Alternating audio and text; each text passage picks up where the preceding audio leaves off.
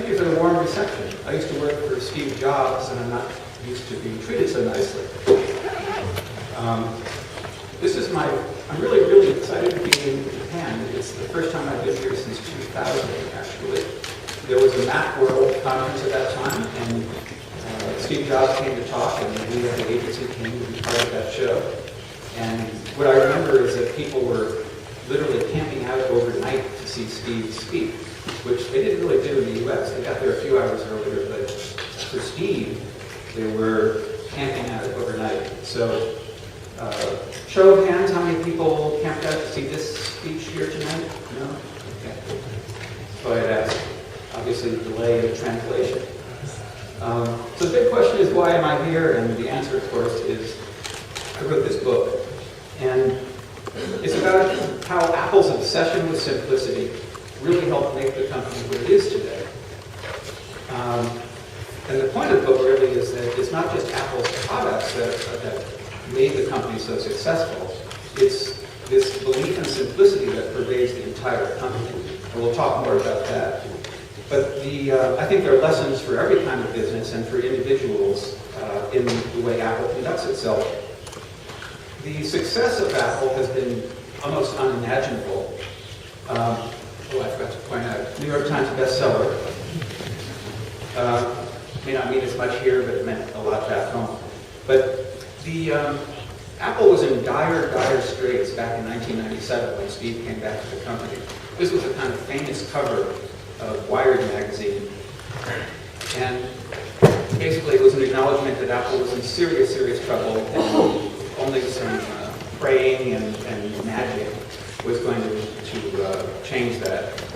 And it's almost incomprehensible that just 14 years after that moment, that on August 10th, 2011, Apple became the most valuable company on earth, which is really astounding. It's more valuable than Microsoft and more valuable than ExxonMobil, which, if you think about it, Apple's a company that makes cool electronic devices for our pleasure and communication, and ExxonMobil is making energy for the whole world to run, and Apple is more valuable. So I'm glad we all have our priorities straight. Simplicity is this guiding force at Apple, and it's really hard to deny. This is my example. A Sony remote control from a fairly current TV versus Apple's remote control.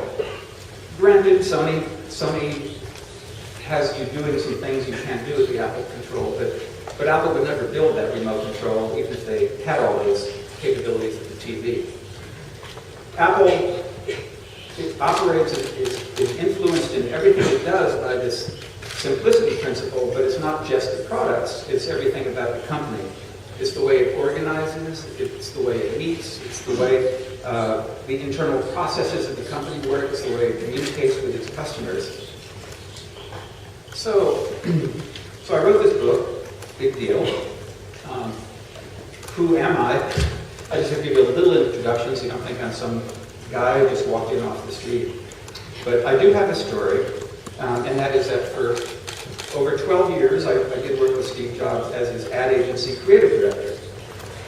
And I think that Steve is greatly understood correctly because people have this image of him as a man who could really get things done, and he was known for not treating everyone with the most tender care. But I think he's also misunderstood because he had a side that just doesn't get a lot of publicity. He was a human being, he was funny, he was charming, he was all that stuff. So it was a bit of a roller coaster ride with Steve, but that's kind of what made it fun, because he was changing the world and you got to be there and be part of it.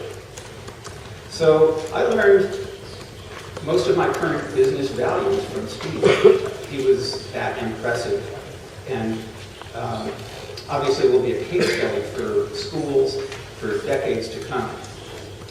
But it wasn't just my time with Steve, and by the way, I did actually start with him back in the day with Next. When he was forced out of Apple, he started the Next computer company, and I became the creative director at that point for his ad agency. And that's really where I got to know him, and when he came back to Apple, I joined it again to do that. But I also have this background with these other companies, and that gave me the opportunity to see how these other big iconic companies work. And to be honest, that was as much inspiration for my book as working with Apple, because it was a jarring experience to work with Apple and then go off and work with these other companies where things were so complicated and there was frustration after frustration. And that was really what gave me the idea of writing the book. It was to show people that there's the Apple way to work and the other way to work. So when Steve came back to Apple, the first thing we did with him was this Think Different campaign. And it was one of the more exciting moments of my life. Part of a team that did this, so I can't take personal credit for anything, but we really had a fun time doing it. And I'm sure most of you are probably familiar with the commercial, but I'll play it for you anyway to sort of set the mood, because this is a Steve Jobs, Crazy Ones kind of evening. Here's to the crazy ones.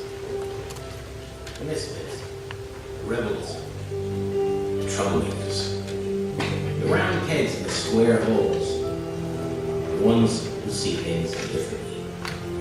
They're not fond of rules, and they have no respect for the status quo. You can quote them, disagree with them, glorify or vilify them, but the only thing you can't do is ignore them, because they change things. They push the human race forward. And while some may see them as the crazy ones, we see genius. Because the people who are crazy enough to think they can change the world are the ones who do.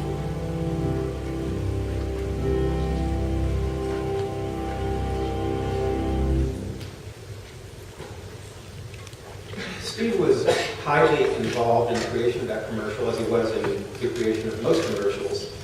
But this was a special one because it was the start of his new reign at Apple. And the problem was we had no products to sell, and we weren't going to have any products to sell for at least 6 months. So the first meetings with Steve were about, what do? How do we need to tell the world that Apple is back, that it hasn't lost its spirit. And this was our way of doing that. And Steve really loved this spot. He showed it for years after. In fact, I was at a Macworld show in San Francisco 10 years after that spot ran, and Steve started the show by showing that commercial. He was so known what he liked about it was how he described the essence of Apple, how we made the tools for these kind of people who think differently. And it's kind of a sad note, but I'll share it with you just because I want you to know how much it meant to Steve. At his his memorial service 2 weeks after he died, his close friends and his family spoke, all the members of his family, and he had a 10-year-old daughter who spoke. She was the last one to speak for her family, and she was rather nervous, got up to the microphone, and all she could say was, "I'd like to read one of Dad's favorite poems." And she proceeded to read the words to that commercial. So that was a heart-wrenching moment for me, because we created it to honor the people that Steve honored, not necessarily to honor him, although he would have fit in the commercial very, very well. One of the great things about the words Think Different, we always thought, too, is that they're really authentic. They capture the spirit of Apple, and they could easily have been hanging in the garage where Steve Jobs and Steve Wozniak created their first computer. Think Different was really what Apple was about at the very, very beginning and what it remains about today. So another thing that I had a hand in was this little thing. And it had to do with the naming of the iMac, really. And it's a funny story. When I meet new clients, when someone engages me in a new project, it's usually the first thing people say is, "Oh, you're the guy who did the I thing." And it's kind of a silly thing, to be honest. When I think of these things as movies, if someone made a movie about the ad industry, and there's some room where people are trying to come up with a name, and some guy says, hey, let's stick an I in the front of it, you know, I can see everybody sort of rolling their eyes and saying, do they really pay people to do this?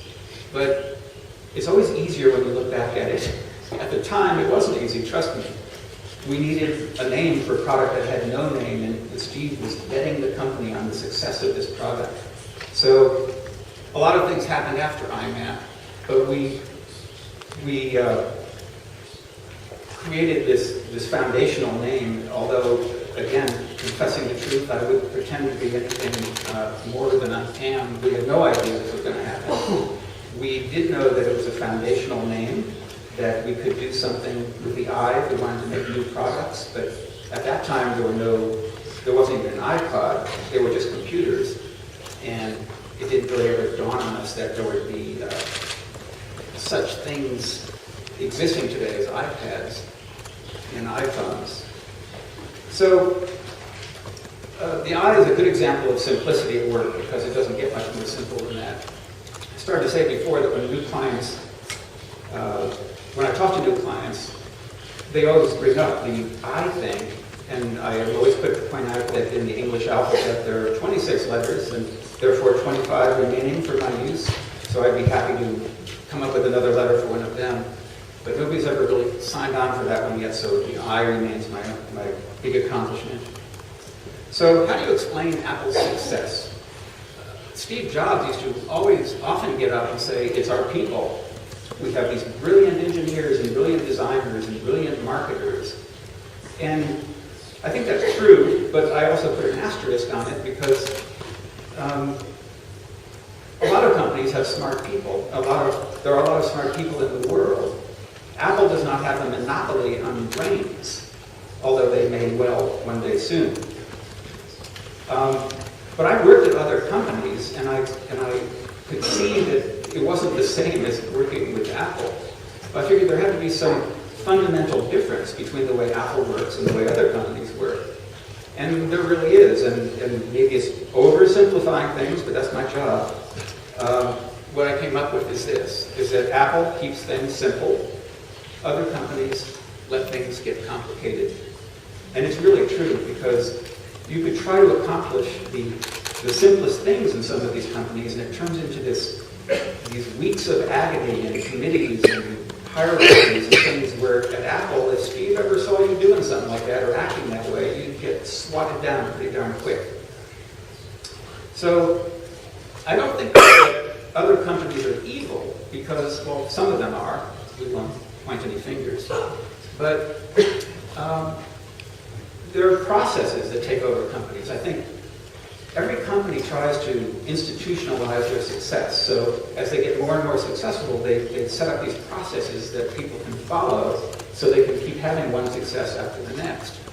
The problem is that if you do that 20, 30, a couple of hundred times, people start believing that it's their responsibility to enforce the process. And that's something that happened working at another technology company, where we would have better ideas along the way and want to change them, but because they'd already been sold up to the top level, you couldn't get anyone to pay attention. If you suggested it, they would just say, sorry, that's just not the way it works here.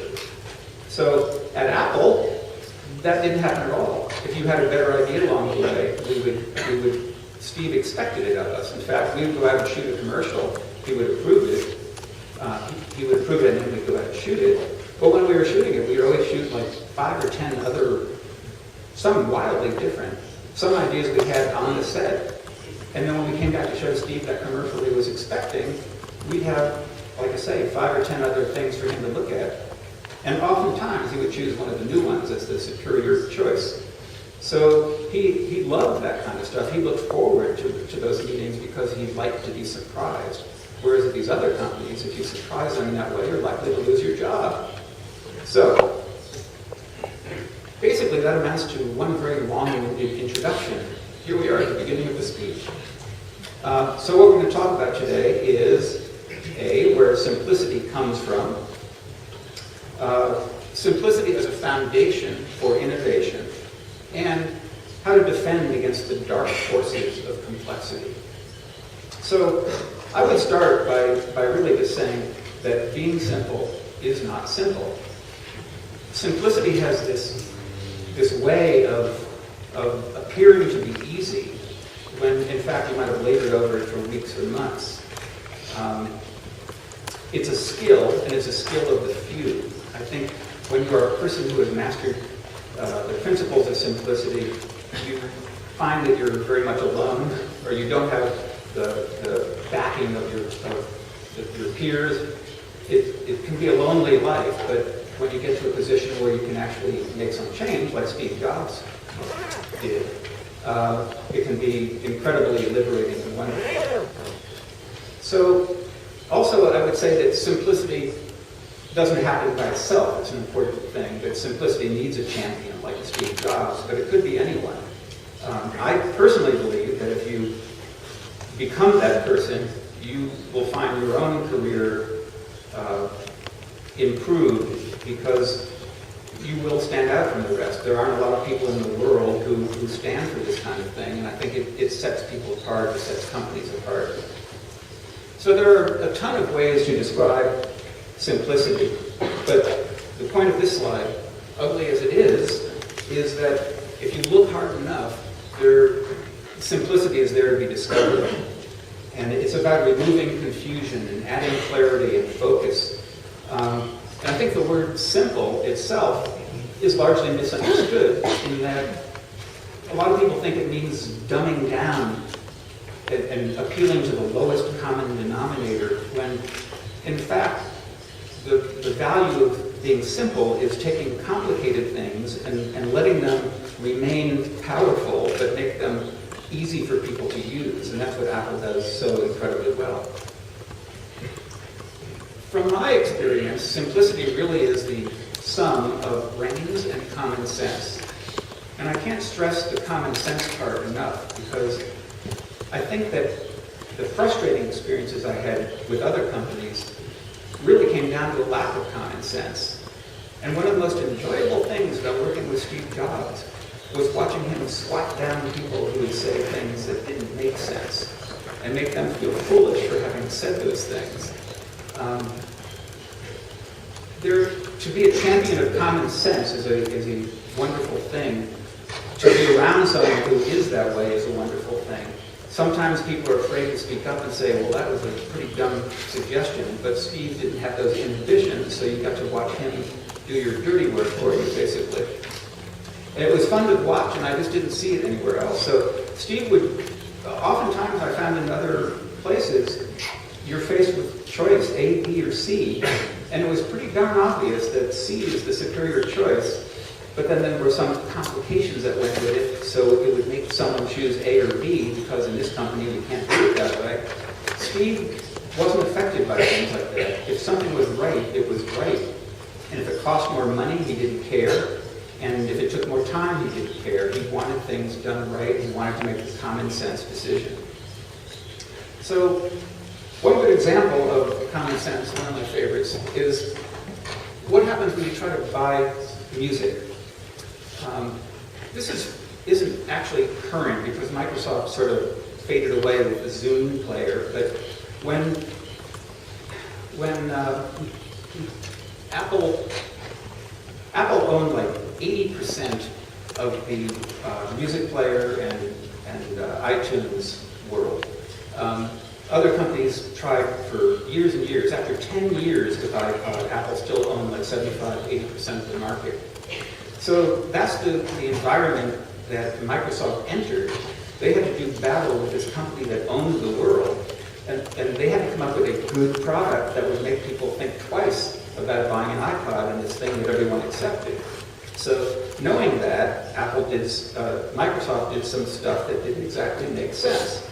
So Apple is charging, and I apologize in advance that I didn't do it again. Sorry, I'm stuck in my American dollars and cents, but I'm hoping you can work with me on this one.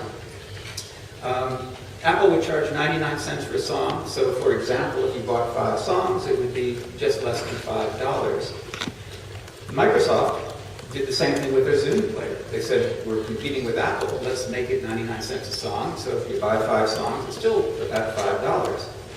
But if you bought from Apple, you would take that $4.95 charge, you'd pay with your credit card, and your balance would be $0. very simple. I wanted 5 songs, I bought 5 songs. Microsoft, in its infinite wisdom, said, let's sell Microsoft points for 80 cents per point. So we'll make people buy them in groups of 10, so you can buy 10 points for $8, pay $4.95 for the songs you wanted, and then you have a balance of $3.05. And then the more songs you bought for 99 cents, you'd buy your points that were worth 80 cents. So you were forever lost in this world of basically having Microsoft have some of your money for you and make interest on it. So I look at things like this, and I'm sure Steve Jobs looked at things like this and said, common sense. Does anyone here have it? Why would anybody on earth propose that we're going to do battle with the leader, iTunes and iPod, by creating a system like that? I think all the people at Microsoft are pretty smart people, but I think smart people sometimes lack common sense. There's an advertising campaign in the US for Delta Airlines, and this is their line. It says, never let rules overrule common sense. And I think Steve basically could have written that line. I think it's really great. And the example they use in their advertising is that somebody is late for a plane. They have a woman with a baby and she's late. They've closed the gate and they're not supposed to open it again, but because they're Delta, they suspend the rules and they let the mama and the child on the plane and everybody's happy. I'm sure the people on the plane were applauding. But that could apply to any company. There are rules and people tend to behave one way or refuse to behave another way because the rules dictate it. And Steve would never follow the rules. So here's the great thing about simplicity. Simplicity comes with a foolproof, ironclad guarantee. It never doesn't work, if I can use 2 negatives in one sentence. And the reason for that is that simplicity is not a trend. You could go down to your local bookstore, and while you're there, buy a copy of my book. Thank you very much. But if you go down there, you'll see a lot of books about management trends. And the problem with any management trend is that this year's trend is very likely to become last year's trend. So, you can take what you will from that, but simplicity is not a trend. It's been part of civilization since the dawn of time. And it's also not debatable. You can't argue that people don't prefer simple things. So don't argue with me. I'm telling you this for your own good. It's also, I believe, it's burnt into the wiring of every living creature. No human being would prefer to do something in a more complicated way than a simple way. And further, I say that it's burnt into the wiring of every living creature because I think you could go down to a cell, looking at it under a microscope and the way it behaves, the way it seeks food or whatever. Put a bone in front of the dog 5 feet, and then the second one up a flight of stairs, and he's always going to go for the one that's right there. Simplicity is just a distinctive reaction that's burnt into our wiring. And it is a universal preference that no matter where you live, whatever culture you're part of, you will prefer doing something in a simpler way. And Apple totally gets this, and that's why they do what they do to appeal to this sensibility that we have. And we'll explore that a little bit more. But while you are enjoying the fruits of simplicity, there is the dark clouds gathering in the distance, because there is an evil twin to simplicity, which of course is complexity. And it's this thing about the balance of nature. There's good and there's evil, and there's simplicity and there's complexity. And no matter how simple you try to make things, there will always be people or situations that introduce complexity. So complexity takes many forms. Meetings, which obviously are a necessary part of any business, but meetings that are too long, too frequent, or overpopulated are not a good thing, and they get in the way of simplicity. There's all kinds of research and analysis that, again, those are all good things taken in moderation. Steve Jobs would certainly look at things like that, but he wouldn't make any kind of major decision without considering other factors, where some companies really live on research and focus group testing and all that kind of stuff. Opinions, everybody's got one. There are naysayers. No matter what you do, people will tell you you're doing the wrong thing. You've got competitors who force you into different situations. And of course, current events can change your plans quickly also, because there are things you can't control in this world, and they're going to make your life more complicated. So we have a situation where simplicity and complexity have what I call a strangely symbiotic relationship. And I have purposefully chosen words that are very complicated just to show you that I can fall into the trap myself. But what I mean by that is that simplicity and complexity are two sides of a coin. And the world is a complicated place. That's the nature of the world. And simplicity, because it is simple, stands apart from complexity. So if everything in life was simple, then there would be no reason for companies to be devoted to the idea of simplicity. So simplicity is a really good, powerful thing, but we, in a weird way, have to thank complexity for making it a valuable attribute, because they need each other to exist. It's an odd relationship, that's the way it is.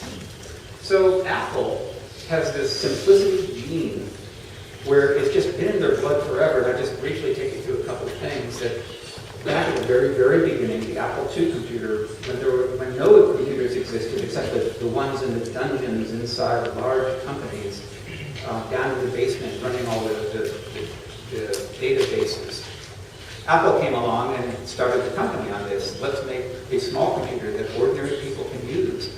How simple is that? Of course, if you look back at it, it's not all that simple the way that worked in its day, but it was far simpler than that computer in the basement. Macintosh obviously created the graphical interface, or popularized the graphical interface, and changed the way we compute. And that was one of the great moments in simplicity. Being able to use a computer like a human being instead of a machine. iPod and iTunes took all this music, your hundreds of CDs, and let you literally carry it with you and purchase your music and discover new music through iTunes. The iPhone, which of course put the whole computer in your pocket.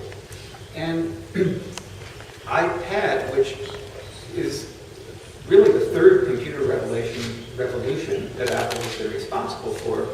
It is a full-scale computer. It's just the most personal computer ever made, in that it works by touch and has applications that are as powerful as any that you would have ever seen on the earlier computers. Interesting little thing here. Steve Jobs, this just became accessible a week or two ago, and I was tickled to see it because it was perfect for this presentation. And that is, in 1980, so this is like 2 or 3 years after the formation of Apple, Steve gave this speech, and the quality is really terrible. There's one place in here where you lose the sound altogether, but you'll be able to fill it in. And he's really here talking about why they chose the name Apple. And as you'll see, it really fits well with this, with our topic here today.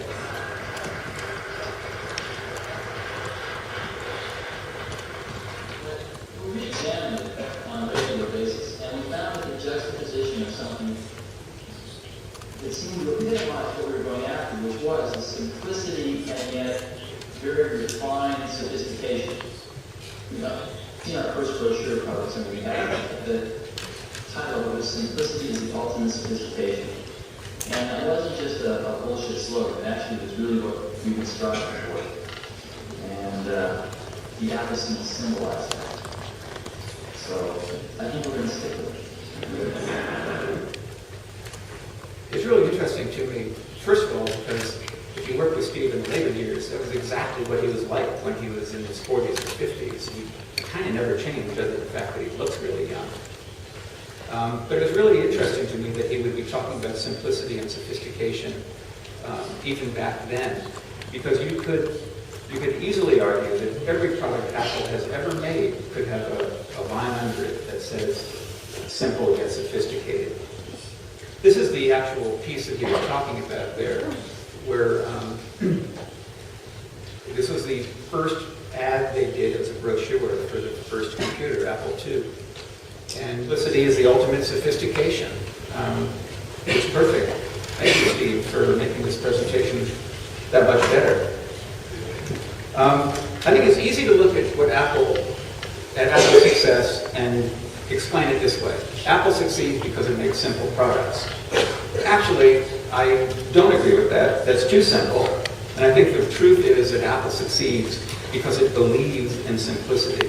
So it's not just making these products. They believe in it so much that when they start a project and organize the teams that are going to be working on it and decide to brief people who need to be briefed and bring them into the process at certain points, all of that is done in a simple way. And again, I can only compare it to my experience at other technology companies like Intel and Dell, where you end up in meetings with 30 or 40 people and no one feeling like they own any project and really getting frustrated on a fairly daily basis. And Apple would never tolerate that kind of behavior. They believe in simplicity. It's this value that really guides the whole company. So the elements of simplicity, in my book I break it down into 10 elements and I discuss them each and give some examples for how they work. Just a little funny story. When I was in the process of writing the book, I bumped into an old friend who asked me what I was doing. I hadn't seen him in a few years. And I told him I was writing a book about simplicity, and I explained how I was structuring it, that I had broken it down into 10 elements, and I was going to describe each element and give examples from Apple. And he thought for a second, he said, sounds complicated. And it made me think, because it was right, there's no really good way to talk about simplicity in depth without making it sound complicated. So you'll have to forgive me if you read the book. That was the best I could do. And I tried to organize it, and I think it does work. But simplicity is a topic that demands simple answers, and it takes some time to really explain it well. So there are 10 elements in my book, and I'm just going to go through a few of them here because we don't have time to do the whole thing. But some of the ones I thought you might find the most interesting. The first one is this idea of thinking small. And this has to do with the speech, with a quote from Steve, where he spoke at a conference just 2 years ago, I believe it was in 2010. And he said, you know how many committees we have at Apple? 0. We're organized like a startup. We're the biggest startup on the planet. And the truth is, he wasn't kidding. I think the most repetitious behavior I've ever seen in Steve over all those years was his inability to cope with people acting like they were working in a big company. He never wanted Apple to act that way, and we as an ad agency, if he ever sensed that we were acting like a big agency, he would make his disapproval known. He didn't tolerate formal presentations. He wanted to preserve the spirit of a startup. He wanted people to feel like they could freely exchange ideas. And one of his most powerful weapons was this one, which was the small group of smart people. He didn't want, I just mentioned a couple minutes ago, I've been involved in some other clients with massive meetings. Steve would never tolerate something like that. He wanted small groups of smart people to be devoted to solving problems and feeling like they owned the problems and they could have the satisfaction of coming up with a solution. And we did the same type of organization at our agency as well. So our small group worked with Apple's small group together, creating a slightly larger group, but it was still small and very effective. And I have to stress, though, that smart is the key word here, because if you just have a small group of people, it doesn't usually work nearly as well. So Steve was incredibly devoted to hiring the best and brightest he could find and then empowering them in these small groups. This one is the simplest graphic you're going to see in this presentation. I'm very proud of it. Basically the old getting from point A to point B. But I could think of no better way to illustrate one of the guiding principles of Apple. They are here, they want to be there, they would plot out a way to get there, and then they would make that line unbendable. At other agencies, you have all kinds of forces acting on it. You end up with a wavy line that might splinter off into a couple of other lines.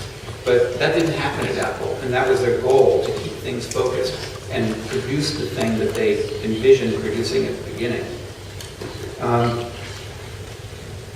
You get these multiple layers of approvals in other companies. I mentioned in that previous screen that Steve didn't like to have committees. In other companies, you would get approval from one person, and that would free you to, that would entitle you to go to the next level where you get someone else's approval, And finally, you get to the CEO or whoever had the ultimate decision-making power, and they could very well say, like, why did you do this? That's not what we talked about 2 months ago. And you'd be working for 2 months and find out that your work was for naught. So that's not a good thing, and that would never happen at Apple. That's like working, that is a committee. If you talk to 1, 2, 3, 4 levels of approvals, you could basically take those 4 people and put them in one room. They'd be a committee, but more painful. They're not arranged that way. They're a meeting, 2 weeks later, another meeting, 2 weeks later, another meeting. And each person would have his input. And what you end up with at the end is just not as pure as what you start with at Apple. And critical to that is the participation of the final decision maker. I just mentioned that you could get to the end of the line there, and the CEO might say, I don't agree with this, and you'd have to start basically over from scratch. At Apple, you had Steve Jobs, who was involved from the beginning, but at another company, it could be someone else. It could be a VP, or it could just be some manager who's designated as the person who gets to make the decision at the end. But having that person in the room at the beginning, the first day you start, is a very good thing. You can hear, it's common sense. You can hear what that person has in mind. And then you would meet on a weekly basis, maybe bi-weekly, and get to see if you're still in agreement. So when you get to the end of the line with the decision maker involved, there are no big surprises and no months worth of work being lost. That's expensive too. All that time and money gets built into product prices. So it's a form of efficiency, and simplicity really is this incredibly efficient way of working. Another one of Steve's things, which is one of my favorites, because in the advertising business, there are a lot of companies who believe in testing. They won't do anything until they test, and that's what the focus group is about. You get 20 people together in several different cities, ordinary customers, and hear their opinions. Now, sometimes companies use focus groups when they're developing products to ask them what would you like us to do, and we'll do our best to do it. Or they might test their advertising and get a sense about whether people are getting the right impression from their ads. Well, Steve was unique in this way, and if you're working in an ad agency like I was, he's one of the most liberating clients you will ever have. He was one of the most, I should say, because he said no focus groups, ever. Why would we do that? And he would quote Henry Ford, creator of the first automobile, who said, if I asked people what they wanted, they'd say a faster horse. Steve thought, this is going to sound arrogant, but Steve couldn't care less what his customers wanted. He knew that his job, Apple's job, was to create things that they would want, and that they wouldn't know what they wanted until they saw what Apple created. Because it's not their job to know what they want. That's not what people do.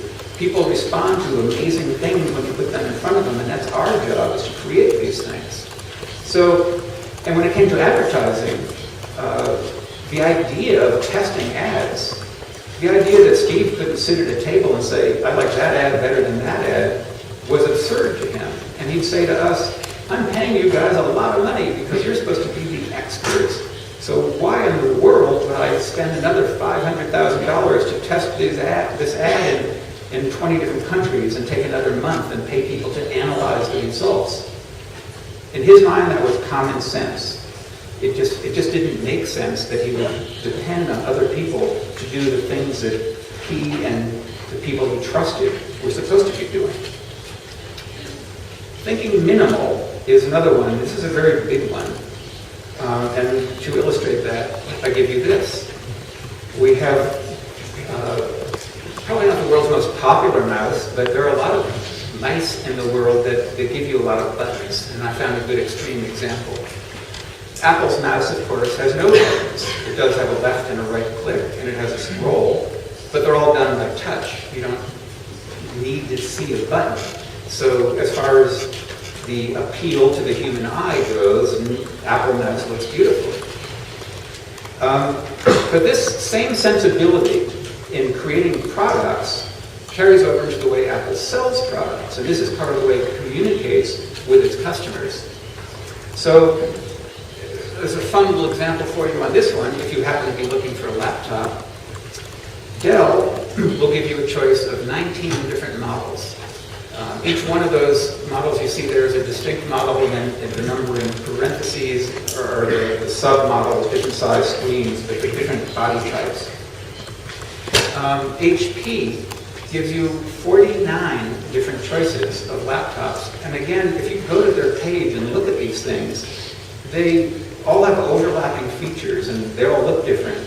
And unless you really know what you want, I would imagine it would be very, very difficult for a customer to walk in there and come out with something that they feel good about. Whereas an Apple customer can go to the Apple store, or walk into the Apple store or do it online, and there are that many choices. The MacBook Air, the MacBook Pro, and a few models under each one, but a total of 5. And some people, if you work for one of these other companies, you might complain that Apple's not offering you any choice. Well, that's an absurdity, because anyone who goes and buys a computer from Apple feels like they have plenty of choice. We've got 2 distinct body styles. I can equip any one of those any way I want, customize it with features and options. And people go away pretty confident that they bought the right thing, whereas there's a thing called buyer's remorse, which you can buy something like a car and walk away feeling bad about it in a day or two because you start seeing other cars that maybe you should have bought. People don't have buyer's remorse really in the Apple world. It's obvious what they needed, they bought it, they're very happy, the process was simple. They tend to like the company because they made the buying process simple. And this goes back all the way to this moment.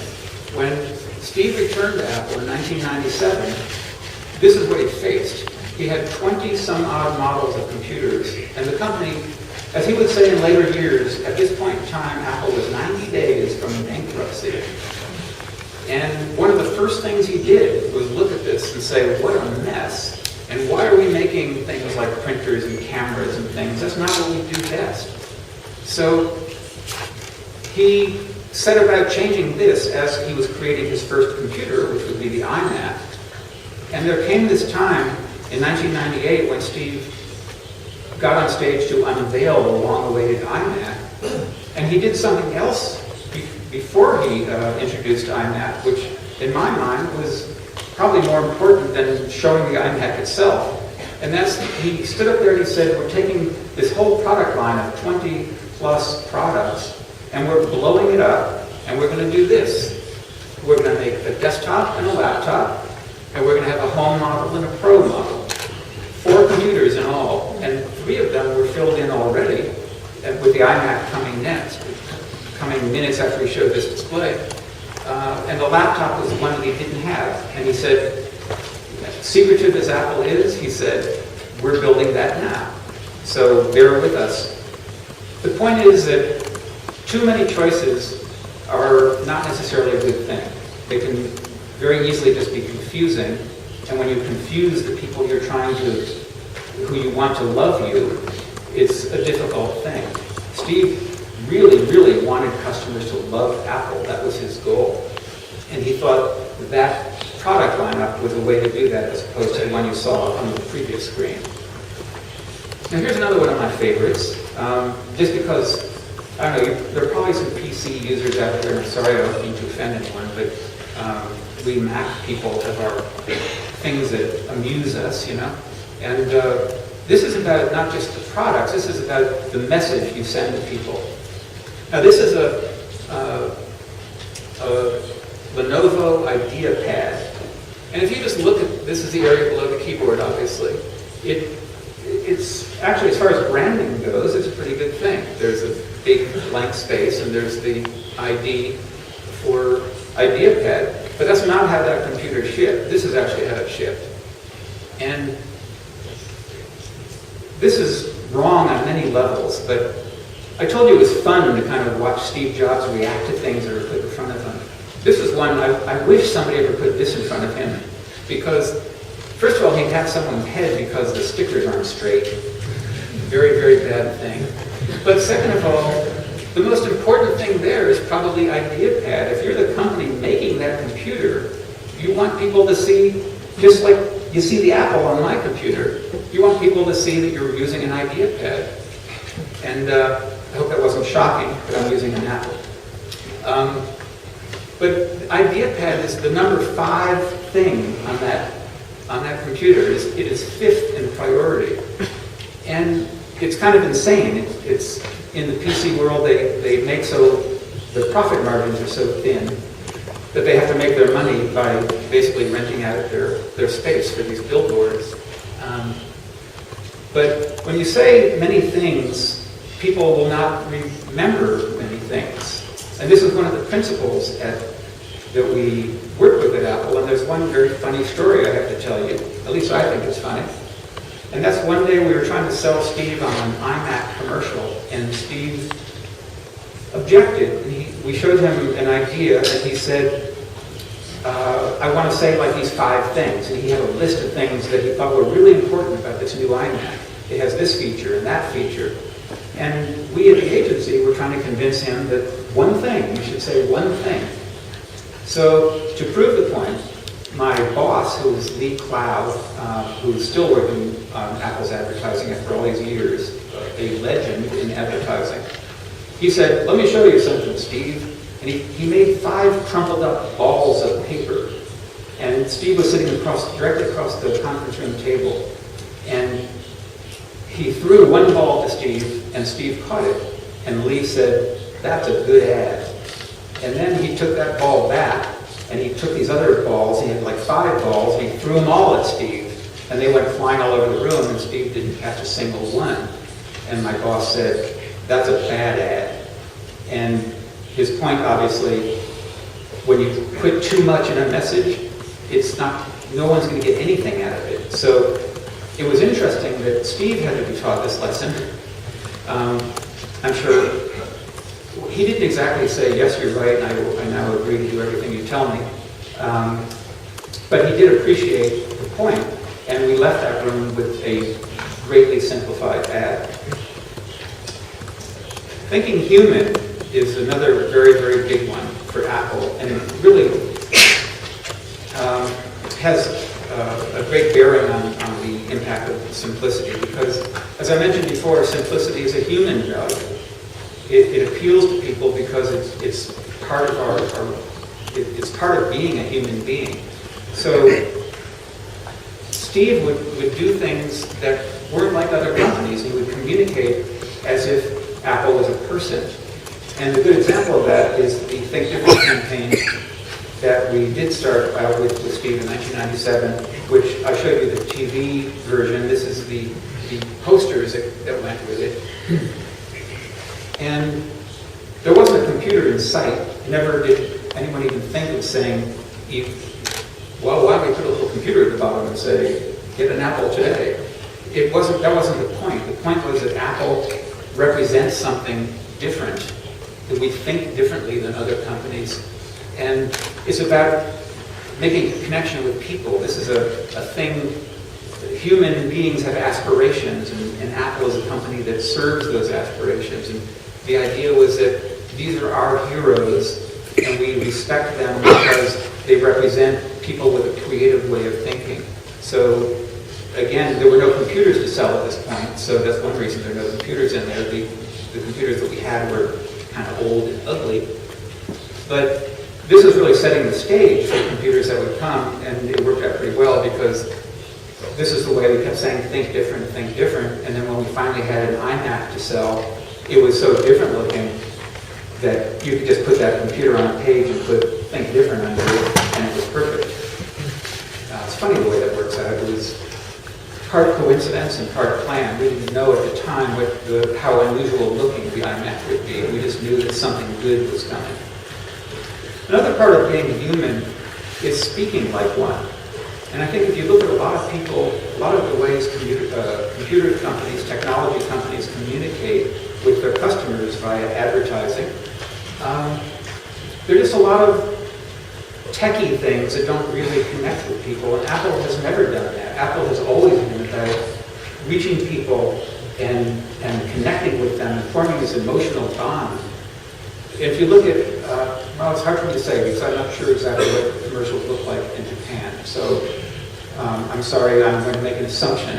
But the Droid advertising in the United States is very tech-focused. It's all about how many megapixels and gigahertz and all that kind of stuff. And they say it in such a way, it's like a sci-fi movie. You should be really impressed that you can buy all these specs. Apple would never in a million years do something like that. They like to speak to people in a language that they can understand. Part of that, and this is, since I am a writer by trade, an advertising writer, this is one of the rules that I follow, partially because I don't know that many words with a lot of syllables. But more syllables do not make for higher intelligence. And it was really funny to me that people who came to work on Apple, I had to train new writers, they had an impression of Apple that it's a very smart company. They have a wit and intelligence to them, so I'm going to write really smart headlines. And for some reason, even though they were people who were supposed to know what Apple was all about, they wanted to do the work. They would write these headlines that sounded very stilted, a lot of big words and heady kind of concepts. And it doesn't really work that way. Simplicity is about brevity. The more concise you can be, and the more direct, the more effective you are. And there's a cleverness in being brief as well. So it's not like you have to give up the wit part of it, because Apple has always had a great wit, but it doesn't speak in ways that it's authenticism. They're not trying too hard to be intelligent. And for this, I call upon my good friend Leonardo da Vinci, who once said one should use common words to explain uncommon things. And I think that's extremely true, that you want to get someone excited in the language that they speak. And people speak like human beings, like we speak to each other. They don't try too hard. And I think Apple is really good at connecting with people on their level. And another one of these, while I'm at it, is Albert Einstein, who said if you can't explain it to a 6-year-old, you don't understand it yourself. And it's interesting because it's not about being condescending. If Apple were to try to explain to you how an iPhone works, they didn't talk down to you. In fact, their commercials were very, very simple. The first couple of years, it was just a hand holding a phone, and you maybe hear a voice, but it was just basically, here's how you do this, here's how you do that. Very, very simple. But they were so pleasing, and they were so informative that you just absorbed what they had to say. Last in this section is the fact that intangibles matter. And by this, I mean all the things that you can't see that are really important because, well, they're important for a lot of reasons. I'm not sure how many of you have read Isaacson's book, but there's a story in there that's a really cool one about Steve learning how to paint the fence with his father really early on when he was a boy. And he was instructed to make the backside of the fence really beautiful as well with the paint and whatever they were doing to it. And Steve's first reaction was, well, why would he want to do that? Because nobody's ever going to see that. And his father explained to him the importance of doing the job right. This story, by the way, sounds almost made up. It's so perfect, but I'm not sure if it's really true, but it's a great is a great fable if it isn't true. And Steve would do these things that he knew people wouldn't necessarily see, but it would make the creators of the product more proud. And one day, when and if someone ever found out about it, it might please them more. Or sometimes the things they would do at Apple would just create an overall feeling that you couldn't put your finger on, but it made you feel good. And you didn't have to be able to identify what that thing was. And my example, if this is sounding too fuzzy for you, is the Apple Store. When Apple created these stores, they did some incredible things that no human being would ever really know. The Apple Store in New York on Fifth Avenue, which is a 30-foot glass cube, I did a documentary on the making of that building when I was doing some work with Apple. And I was amazed to find out what went into it. The flooring in that place came from a quarry in Sicily, where it was the only place on earth that you could get a floor of that particular quality that they had in mind. The stainless steel on the columns inside the store were made by a special process that was available only here in Tokyo. And the glass was made by these experts in Germany. Now, all of that was shipped at great, was created here in other countries and shipped at great expense all the way to New York and put together by these master carpenters. And a lot of people would look at that and say, what the heck are you doing? Why are you spending all that money that you don't need to spend? Who's ever going to really say, like, oh, this feels like a good floor I'm walking on? But Steve knew that all of these things together would create a feeling inside in people that was the feeling he wanted them to feel, that Apple was a quality experience, and he wanted that store to have that same quality feel that the products had. And it's just it's a remarkable thing. Again, when I was working with Dell, this may be a secret, I might get in trouble for telling it, but there was a project at one point don't tell anybody, okay? There was a project at one point to set up their own kind of Apple stores, which would of course be called Dell stores, and they had a whole plan to make them, a certain way, but they had to get Michael Dell behind it, and the project never got approved. At the end, I think Michael Dell killed it, but you can be pretty sure they weren't gathering materials from Germany and Japan and Italy.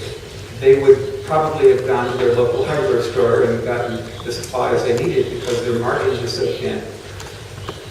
The idea of doing what Apple did with the Apple stores, it would take months to pay back, to get back the investment on these quality materials, but that was never a problem for Steve. He said, I want to do it the right way. And the board gave him his support, gave him their support, and the rest is history. The Apple stores could not make any more money if they tried. They made $3.1 billion in profit last year, not sales, profit. So whatever he did worked pretty well.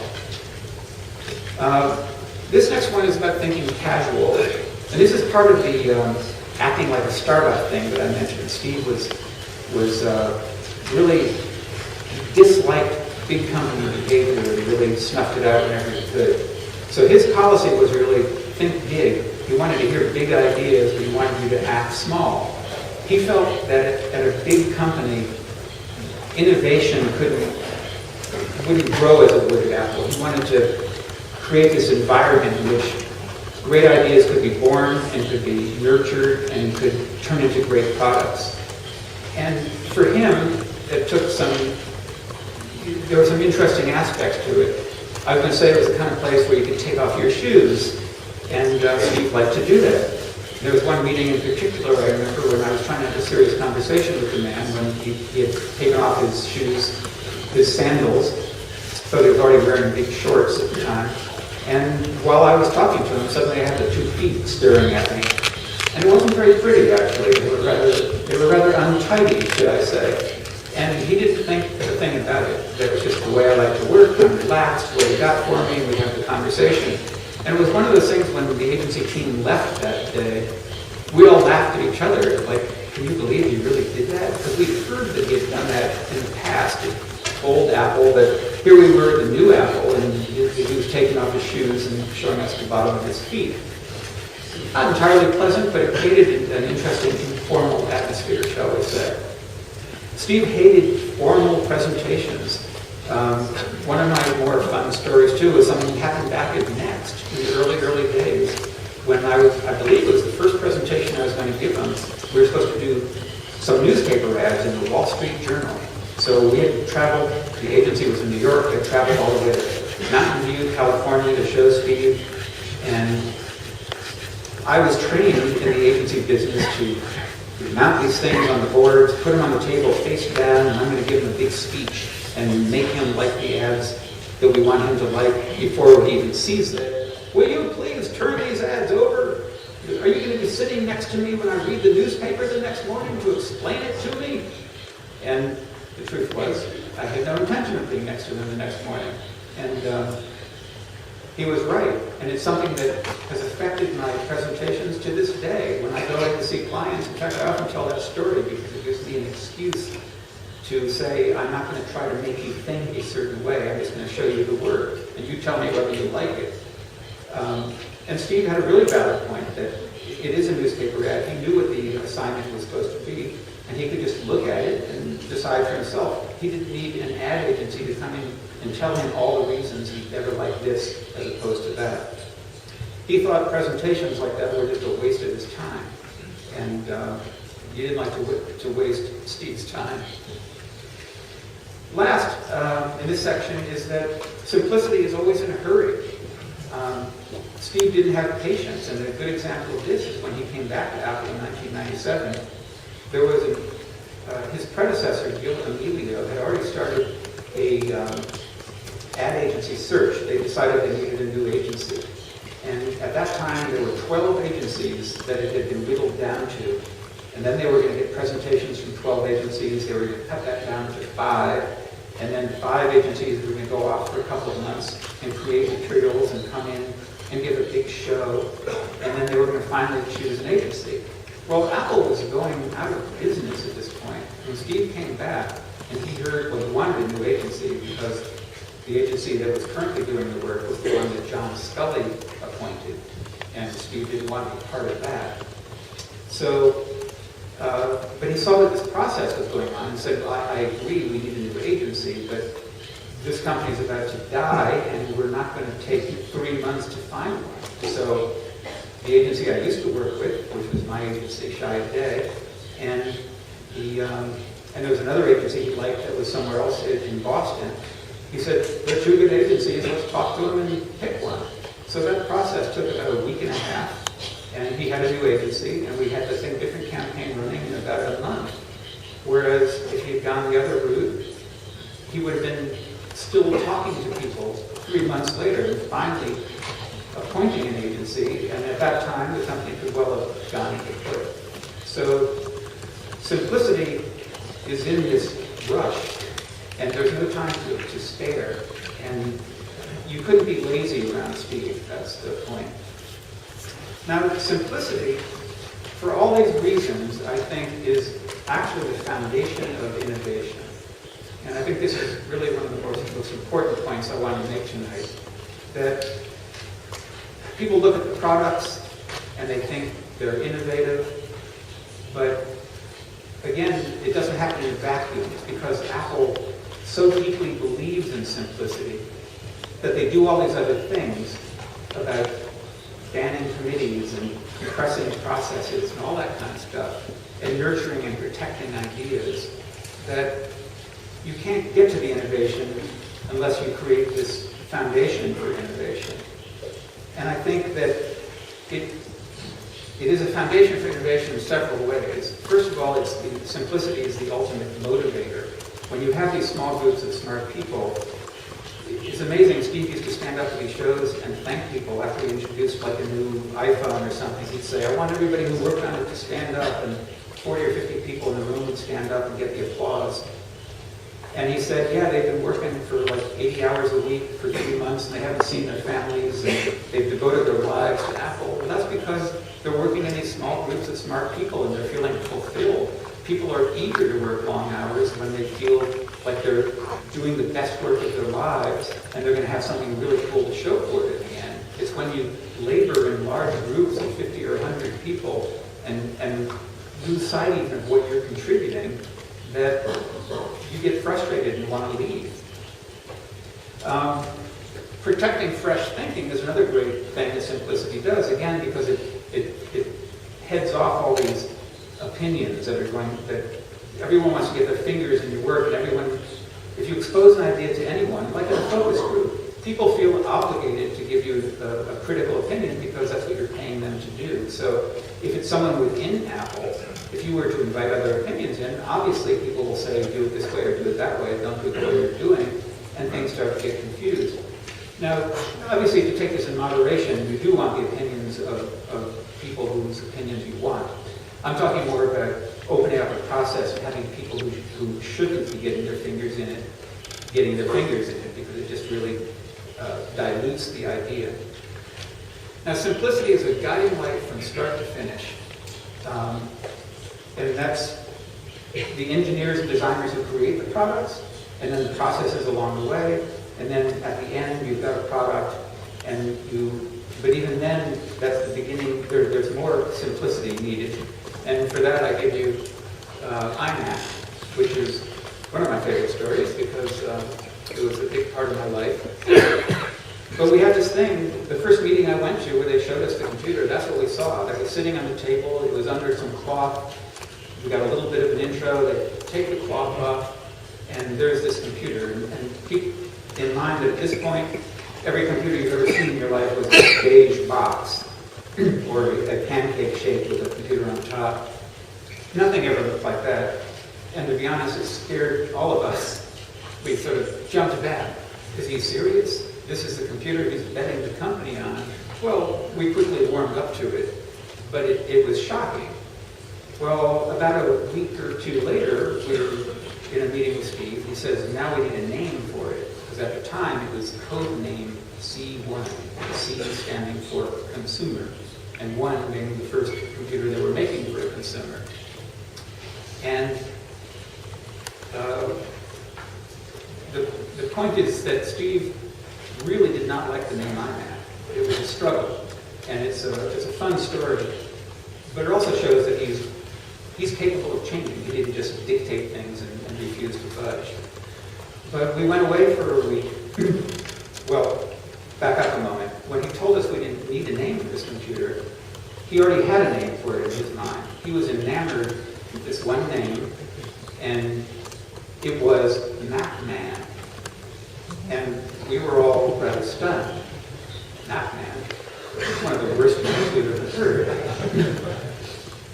He was wrong on many counts, and Steve was unfazed. It's great. And someone pointed out, well, it sounds a little like Sony. It sounds like Walkman. And he goes, yeah, that's the point. He goes, it sounds like something Sony would do. And they're a consumer electronics company. We're a computer company. We want to get more into that kind of vibe. If that rubs off on us, that's a good thing. He goes, well, but you guys got 2 weeks. If you can beat it, beat it. But otherwise, it's going to be MacMan. Well, he gave us a couple of instructions with that as well. One was that it's got this big handle on the top, but it weighs 50 pounds. So it's not portable, but it looks like it might be portable. So whatever you do, don't make it sound like it's portable. So we're sitting there thinking, well, MacMan sounds like Walkman. That's pretty darn portable. And he says, one more thing. It looks kind of like so frivolous. It looks like a game or a toy or something, but it's a real computer. That's a Macintosh through and through. So I don't want a name that makes you think it's like a toy. So again, we think to ourselves, so MacMan sounds like Pac-Man. So explain again why you like MacMan. On top of the fact that it's sexist, it's got the man word in it. And the other thing he asked us to think about was having the word Mac or Macintosh, I think, because he didn't want people to think it was a whole new machine. And that was a legitimate point. Thank you, Steve. So we got 1 out of 3 correct. But we went off and came back with 5 names. And I created a board for each one with a name, a couple of bullet points explaining why it's a good name. And we were in love with iMac. we thought it solved all the problems. I had some clunkers in there too, and I hesitate to reveal many of them because you'll think less of me. But I will anyway, because I'm just an honest kind of guy. One of the names, because we were thinking that the computer should appeal to everyone, was Every Mac. Okay? So it was not one of my great moments in product naming. The other one was Mini Mac. And there's really nothing mini about it, so I don't know why I did that, but it had a nice sound to it. And this was before they came out with the Mac Mini, so I wasn't too far off on that one. And the other two, I actually did find my list of names recently when I was researching my book. And the other two were so horrifying I can't possibly reveal them. But so those two were there, and we had a couple more, and then last I pulled out iMac, and I'm so sure we hit the big hit. I can use baseball analogies here. And Steve looks at it, he rejected the first four, and then he saw iMac and he said, don't like that one either. So it's going to be MacMan, unless you can come up with a better name, and I'll see you in a week. So we went back again. We went back depressed that day because we really thought we'd scored big with that one. We were shocked that the demand didn't share our taste. So we went back and did a few more, and returned a week later. And some people believe that if you show someone something you've shown before and has already been rejected, that you're just going to make them mad. But the rule I believe in is if you show them something new, then you're entitled to say, oh, and there's this other thing you already saw. So that was what I did. I showed him like 3 new names, and I pulled iMac out again and said, but we still like this one. It got a lot going for it. And this time he didn't just reject it out of hand, but he said, well, I don't hate it this week, but I don't like it either. And now you've got 2 days to be there. So we went back depressed yet again, thinking like, wow, why doesn't he like this? And then I really wish I had a better ending to this story, but the truth is, the next day I was talking to someone inside Apple, and they said, hey, did you hear Steve had the name iMac silkscreened on the model, and he's taking it around, showing all the people in his inner circle. And that shocked me, really. That's promising. And then I never heard another peep, except a couple of days later that, oh, we're going with iMac. And I'm like, oh, all right. Steve never said a thing to me about it. Not that he was obligated to, but I felt great, and I continue to feel great. But Apple is consistently simple with its naming, too. If you look at what they have in the computer area, forgetting iPods and iPads for a moment, you've got iMac, Mac Pro, MacBook Air, MacBook Pro. There's a lot of Mac going on there, and you know instantly what world you're in. And you, again, it's a thing that makes you feel like you know Apple. Whereas if you look at what other companies are doing, you can look at Toshiba. These are all laptops. They've got Satellite, Cosmeo, which is an interesting one, Portage, and Tecra. Names that mean absolutely nothing to anyone. So if you're not familiar with their terminologies, your new customer would really be confusing. Sony has an even better idea, which is let's just have a bunch of letters. C-Series sounds pretty good to me. I don't know what it is, but probably a good computer, huh? And then, of course, you've got Apple, which has a MacBook Air and a MacBook Pro. Again, the experience of dealing with Apple, the experience you get when you deal with Apple and go look at the site or go in their store is night and day. So I got to rush along to the conclusion here, I'm sorry. Complexity has a habit of saying things like this. Our customers need more choices. It just seems there are a lot of people who say, we have to give them choices or they'll go somewhere else. The lawyers won't let us do that. It's a particularly good one. I've got some fun examples of that in my book. Steve would regularly veto the advice of the lawyers because he didn't think it made common sense. And he was willing to take a risk that some lawyer might say, I advise you not to take it, but his advice. In other companies, the lawyer's advice is law, and it can be really, really frustrating. A lot of people just say that's not the way we do it here. If you behave in this way, you're going to be asked to leave. So if you want to fit in this company, you got to do it the way we do it. And someone who wants to be a champion of simplicity might run up against that a lot. Anticipating what your boss wants is the worst thing you can do, and that's something I saw that was rampant at these other places I worked. At Apple, it wasn't. People actually wanted to surprise Steve with better thinking and creative thinking, whereas these other companies, people seem to have an impression of what their boss was really looking for, and if we don't give him that, then we're going to be in trouble.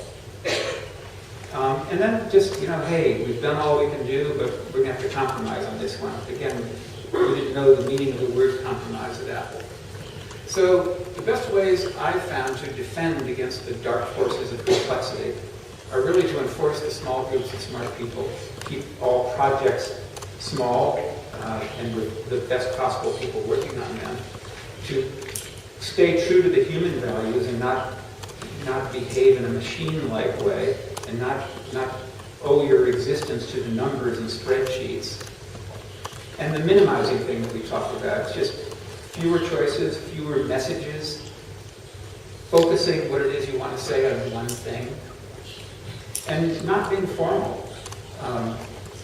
I think with certain clients you have to be formal to a degree, but certainly amongst yourselves you don't need to be as formal. And in closing, this is, I think, one of the greatest quotes from Steve, and it is this: simple can be harder than complex. You have to work hard to get your thinking clean to make it simple, but it's worth it in the end, because once you get there, you can move mountains. And I really believe that. I think simplicity has the power to do these amazing things, and as proof, we only need to look at Apple, which believes in simplicity and has become the most valuable company on earth against the expectations of any sane person 15 years ago.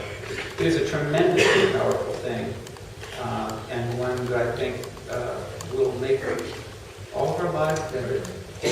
So I invite you to stay in touch if you are so disposed, but kensegall.com, and you follow me on Twitter. The fun is just beginning, and Japan is the first stop on my mini world tour. I'm heading off to the UK next, and then back home to New York the following week. But on my blog, we talk about the current topics in technology and marketing, and I have fun ridiculing those who do it badly and praising those who do it well. So, thank you very much. I appreciate you coming.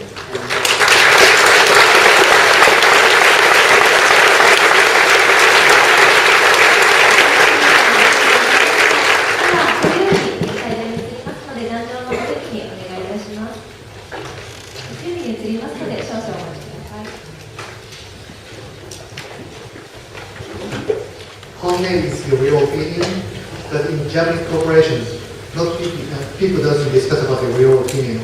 They always look at the boss because they are expecting for promotions, etc.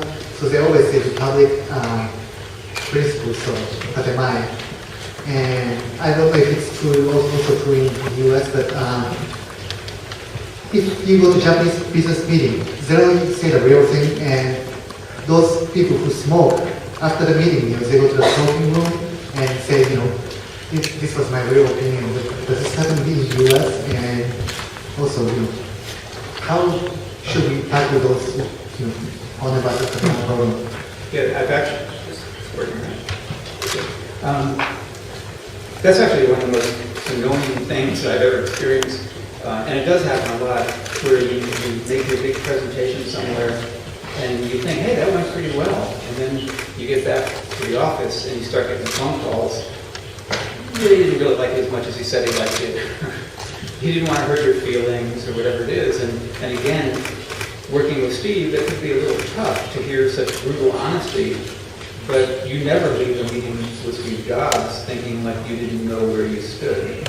So there's a really refreshing honesty that if you don't have that, that's a problem. And too many companies, it's just built in, and you can't, it's hard to win that because it might be the CEO himself who is that way, and his people behave that way, and it's tough.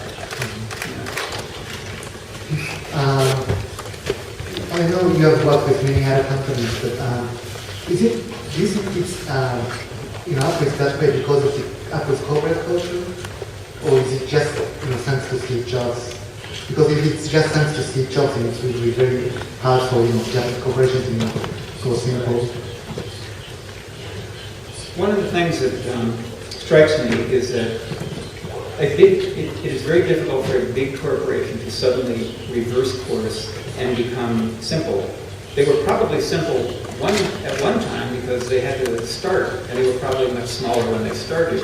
And Steve wanting to continue to act like a startup. All these companies were startups at some point, I'm sure. But I think the advice, or the ideas you might get about simplicity are probably most valuable for small companies and startups, because Steve's advice would really be, don't lose that feeling of being a startup. Do what you can to protect yourself from those evil behaviors. And I think he would even say that the best way to become a big business is to not act like one. And for a big business to change course and suddenly start acting like Apple really would be difficult. It probably does need the big guy to say, everyone stop what you're doing and let's start doing it a new way. So you really have to have a good sense of prioritizing things. Having priority is very important for making things simple. Yeah. Yes. Yeah. Okay. Let's change the. Actually, one of my friends from Apple gave this to me. This is.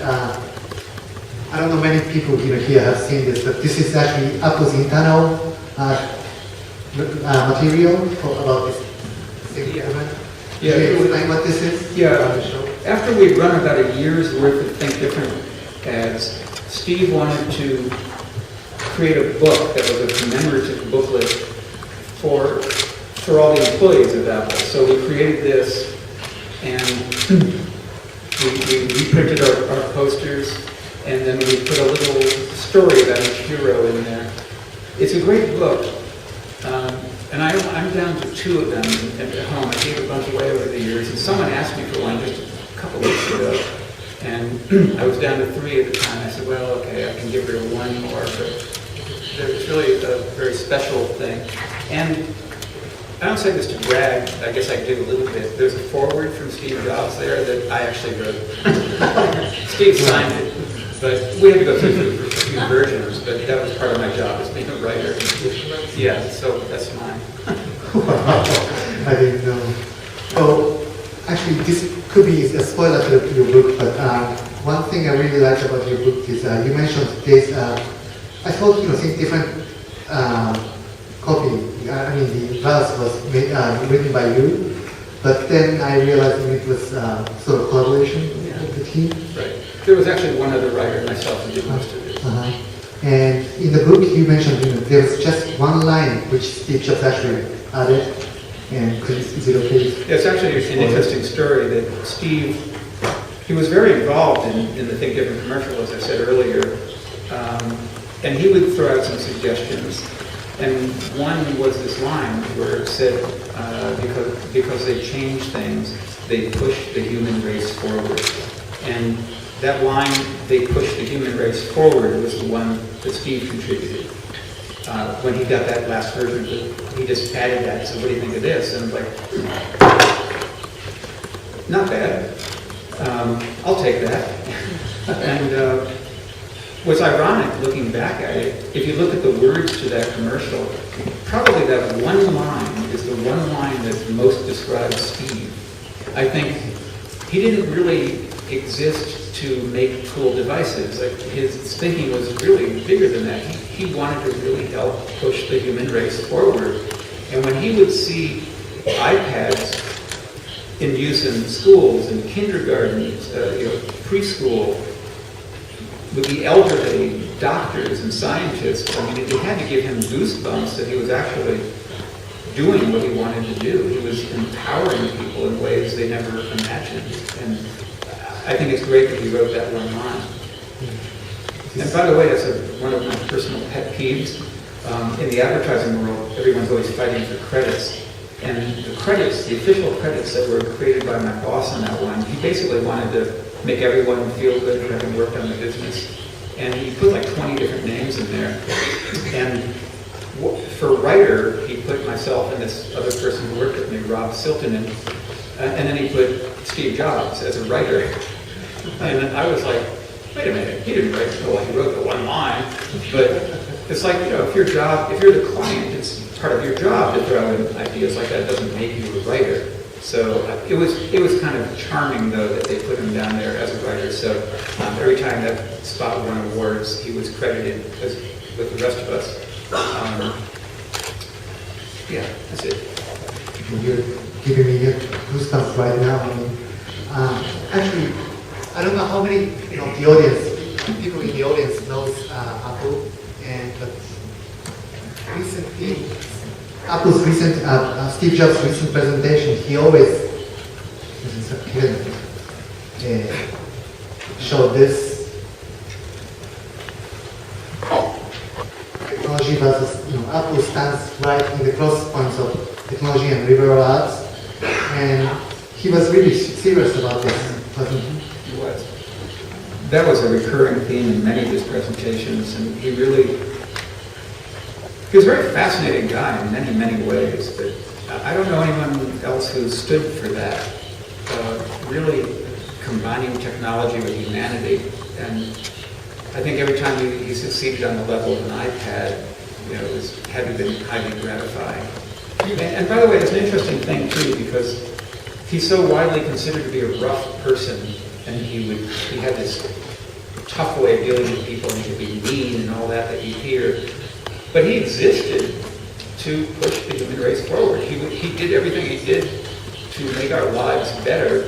So all these people who vilify him, they're not really thinking about the good he's doing too. And I think it's a bit unfair with his legacy that some people still see him that way. Mm-hmm. Yeah, I mean, he's like the guardian god for simplicity, and I think doing that is very hard and tough thing to do, especially at his level. And I think he could have done it, he could go all the way to something, because at the core he had this in his mind. It's the last part of that, I think. Can you explain that? Oh yeah. Well, I mean, being so disciplined about keeping simplicity is so hard. It's a tough job to do, especially at his level. Getting so deeply into simplicity is so hard. But he could have done it, because at the core he believed this is most important. Standing in the crossroads of technology and arts. Yes. So this was a question. Well, no, it's kind of formulated answer. I mean, he, again, like the way he enforced simplicity, I don't think it was a natural part of him. It wasn't like he wouldn't stop and say, "Excuse me, but you're not being simple enough." It was just part of his being to act that way, to change people's behaviors, and this was always the goal: technology and liberal arts. And I don't think the man could not be deterred from his goal. He was just devoted to it. What else you got? I was right. Also, I think many giant corporations have lost long-term thinking. And I think that has something to do with not being simple. Yeah, that's a very good one. A lot of the companies that I work with would require you to prove a return on investment immediately before a project could proceed. The spreadsheet kind of rules all. So if you were going to spend $10 million on an ad campaign, you had to prove that $20 million was going to come back pretty quick, or why would we do it? So But that, it's interesting that in Steve's world, that didn't happen. He had that long-term thinking. When they created iPhone and iPad and all those kinds of things, it was always about the ecosystem that would be developed along with it. That there was going to be this initial cost, but it was going to be more than worth it because they were going to create this whole thing. Once you're part of it, it's very hard to get out of it. And the Think Different campaign is a good example. That would generate no income at all, but it would lay the groundwork for really cool things ahead and profitable things. But at Dell, in fact, it's in my book that Dell set out to do a brand campaign at one point. It was shocking to us because these are the people who would never approve something without a return on their investment guaranteed. And they approved the brand campaign, but due to their many complexities, it ended up going on for months and never happening. So they actually approved the budget for it for the first time, but then couldn't get the power to do it. Now, how did Apple employees understood the principle of Steve Jobs, what Steve Jobs is trying to do? I think when he just came back, some people actually right here we have a friend I have a friend who used to work for Apple. He's in the book what I was Jewish feminism, but he said at the beginning he didn't believe in Steve Jobs because once he was kicked out from the company and he was sort of failure to us. But how did he change the employees' mind, people's mind? Well, I think Steve was just an inspirational figure. And there's some website, I forget the name of it, they rate CEOs. People who work within the companies rate their own CEOs, and they show you who's the most popular, most loved by his own employees, kind of thing. And Steve was always at the top of the list with like 98% love. And he would have regular meetings. The campus was too large to do all-in-one meetings, so they have a closed-circuit television kind of broadcast. So he would speak regularly and answer questions. And he was just the kind of guy, when he talked, he made so much sense that he was just inspiring and you wanted to work for him. And although not everyone did, certain people went away. And that's an interesting thing in life too. I think when you do not succeed at a certain level, you tend to say, well, that wasn't a very good experience and that place is not so great, not as good as it's cracked up to be. But I think people who have these life-changing, positive experiences there say all the wonderful things they say. And my experience was both. I mean, I saw the harsh side and I saw the great side, and I wouldn't give it up for anything because I got so much out of it and I learned so much about what I think is the right and wrong way to do things. No, I think this time I should hand the mic to the audience, but before I do that, I want to ask one more question. Do you think the success of Apple is partially due to the change of the context? Because back in the 90s, people used to say good product will not necessarily succeed, but I think later on, especially after iPod came out, when iPod just came out, it was so simple that I thought, because it's simple, I love it, but most people doesn't appreciate simplicity and it wouldn't succeed. But do you see the change in the context of the consumer? Yeah, I think the days of Apple being an underdog are gone. We used to dream of days like this back in the iMac days because Apple had like 8% market share. And as Apple became more successful, they started feeling a little bit more confident, but it was really iPod that for the first time created a brand new market, and they suddenly owned like 80% of it. And Apple was never in that position before, where they owned a market like that. And then iPhone, interestingly, it doesn't own the market, but it makes most of the profits, which is another good thing. And then iPad, of course, having a lock on the market right now, maybe that'll change. But Apple suddenly is the leader in these things, and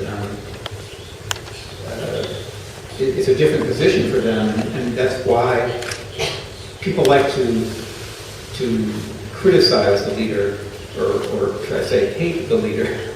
Apple gets attacked now more than they ever did, as Microsoft did when it got to be big. And that's the real question for me, is how that will change over time. Will Apple become a bigger and bigger villain just because they're so successful? And hopefully they just continue to do what they're doing and not lose sight of the human values. And no one's forcing anyone to buy Apple. They'll be successful as long as they make people happy. Well, thank you. I think so many people in the audience are waiting to, ask their own questions. So I will now I would like the audience to raise their hand and ask questions. If you want to answer. それでは、そのようなテキストが来まして、差し支えなければお名前と所属をお願いいたします。You were first. No, that's the lady there. その女性の方。Thank you. Hi, my name is Midori, and I work as a free agent at a creative network. And my question is, I'm actually speaking English. You are speaking English, which Yes, helps. I am. That's what you need to be doing. Thank you for an inspiring session. And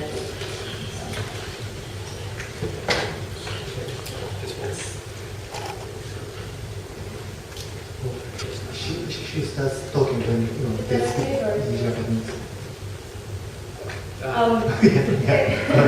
You mentioned about building something simple, that it's good to work in a small group with smart people. As being a very mediocre person, it would be very nice to know what the quality is to be a smart person. I.e., what can you define a smart person? Thank you. Well, it's obvious from your question that you're a smart person, so you're in. Well, that's a tough one. It's obviously arbitrary, but Steve, remember when he hired the vice president of marketing? He was so excited. He actually told me when he found this guy, he goes, I think he's the smartest man I ever hired. And he was part of our group for about a year, and then ended up quitting, and Steve didn't care that he quit. It was like somehow their relationship had soured. So these things can be fleeting, but I think we had a number of people that we had to run by Steve, people who were in higher level positions that Steve wanted to meet before he wanted us, before he thought it would be good for us to hire. He wanted to have input. And he would, one I remember in particular, because it was one of those little life lessons I learned too.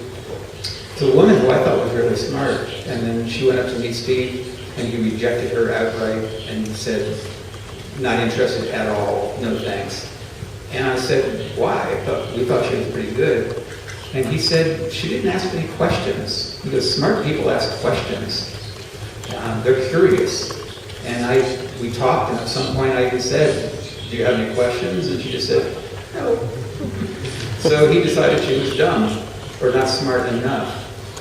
That's just one little thing, but I think it's just satisfying yourself by talking to someone that they have a level of smarts that would make them a good work partner.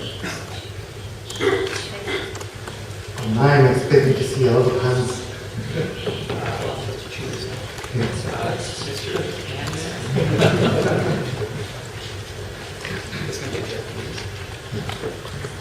My name is Tanabe. I'm a graduate of Michigan State. Thank you for your good speech. And you talk about simplicity. And Japan, culture-wise, is a simple culture in Japan. If you see the gardens, or if you see the haiku, our shortest poem, which kindergarten students even learn every day. And but unfortunately, the business people doesn't understand this background. I think as a foreigners, maybe you can get more good part of Japan from the simplicity pursuit. It's interesting, someone pointed out to me recently as well that the Japanese culture really, what I know of it, and people I know who appreciated, admire the simplicity. And there seems to be an appreciation for simplicity. I'm hearing from other people a lot today in particular that Japanese corporations seem to be not simple. So that is the weird thing, and it's your country, you'll have to solve that problem. Thank you. Just kidding.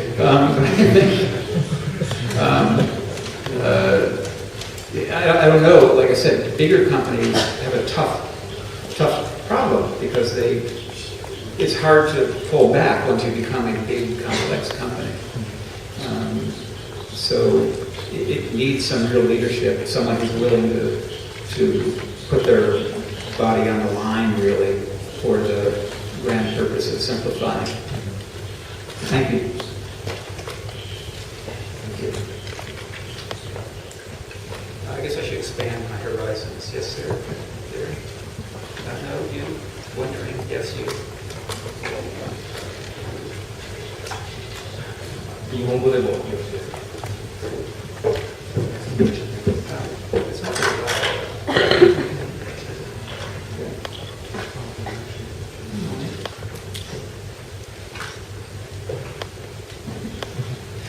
Am I pathetic or what?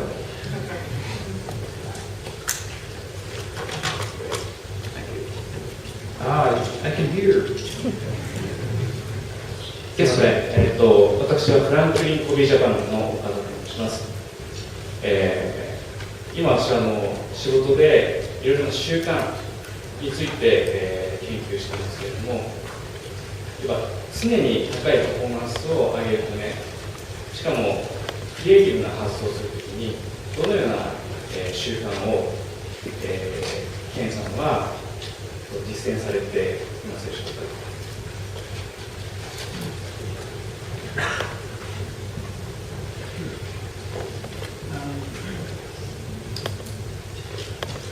I hear you ask a difficult question.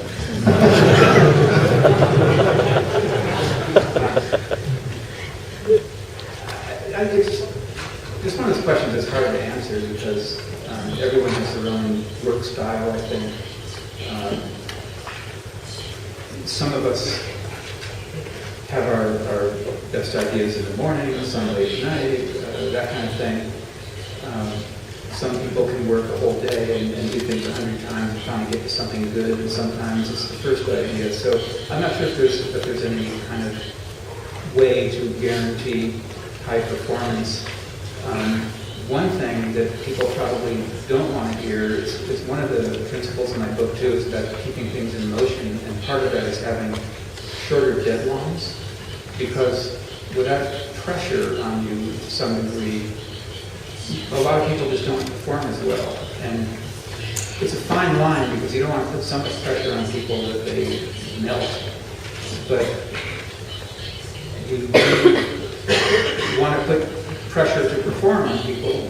They have to have a little bit of fear that if they don't do what they're supposed to do, that they might not succeed or be terminated or whatever. So it's a tough thing because you don't want to be mean to people, but I think there needs to be sort of everyone has their own work style, but if you're on the management side, you need to keep some pressure applied to get people performing. If you give people too much time, I think not only do other opinions start entering into it, but I think people don't perform as well. I think they really do their best work when there's some pressure to perform. Did I answer your question? I'm not sure. Thank you. There's a woman in blue or green or something. では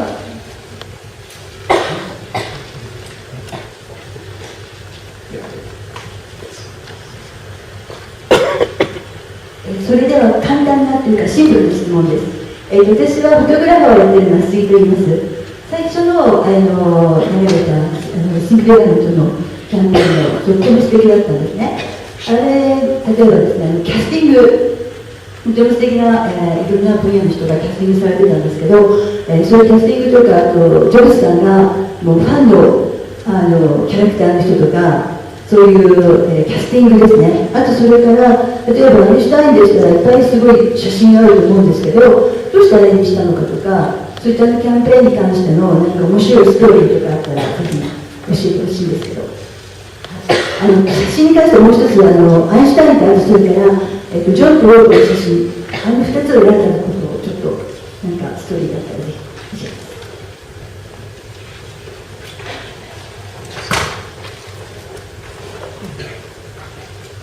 Gotcha.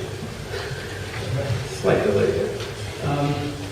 Yeah, actually, there were all kinds of stories that go along with the selecting of the people who think different. And there are two levels of that. One is the people who are in the commercial, and then all the many, there were probably 40 or 50 of them who appeared on posters and billboards and that kind of thing. So what we would do at the very beginning, when it was a fresh idea and nothing had ever run in the world, it was actually hard to get people, well, I don't think there were many living people in there, so we had to deal with their estates. And a lot of them just said, well, we don't do commercials, so forget it. And then we would have to say, no, this is a special kind of thing. It's from Apple, but we're not going to be selling computers, really. We're just sort of celebrating the life of the person. And some people just never really got that, and they didn't want to participate. I remember one in particular was Jacques Cousteau. We had a great photograph of him standing there in his frogman suit with big flippers on his feet and goggles over his, hanging over his, on his neck. It was a really, really cool picture, and it was so different than all the other ones. And Jacques' family or heirs or whoever didn't want him to be commercialized, so they declined to participate. So there were various negotiations going on, and we weren't paying anybody, but we would offer to donate to their favorite cause, like 50 computers to a school or something like that. But there were a lot of people in a lot of states, so we couldn't go hog wild with that kind of stuff. But every couple of weeks we would have a meeting when we would talk about new candidates for some of the new ads that we were going to do. And Steve would bring some in, and the agency would bring some in, and we'd talk. And one of the stories it's one of my favorites in the book, is about Steve coming in one day and deciding we got to get Nelson Mandela. And at the time he was the president, is it, or premier, I forget the way his government is structured there, but he was the current head of country at the time, and we said, well, you can't just get a guy like that. He's not going to be an ad. And Steve, go check.